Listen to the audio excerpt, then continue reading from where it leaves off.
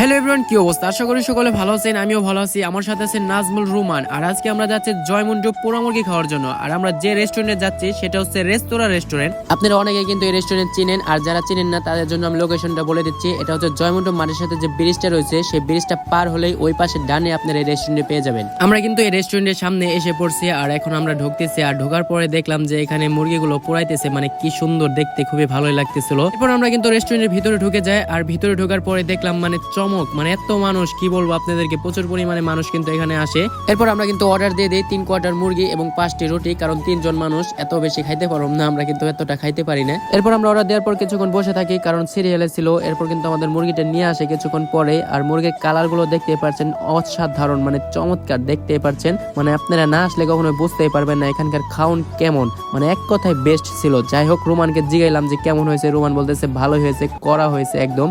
এরপর নাজমুলের জিগাইলাম যে তোর কাছে কেমন লাগছে, ওই বলতেছে ভালো হয়েছে। আর আপনারা যদি পোড়া মুরগি খেতে চান, আপনারা অবশ্যই এই রেস্টুরেন্টে আসবেন একবার হলেও। মানে না আসলে আপনারা কখনো বুঝতেই পারবেন না এখানকার পোড়া মুরগি কতটা স্বাদ। আপনাদেরকে আজকে এই ভিডিওটা দিয়ে দিলাম, আপনারা আসবেন এবং কি খাওয়া দাওয়ার পরে আমার ভিডিওতে কমেন্ট করবেন যে আপনাদের কাছে কেমন লাগছে। ঠিক আছে, ধন্যবাদ সবাইকে, আল্লাহ হাফেজ।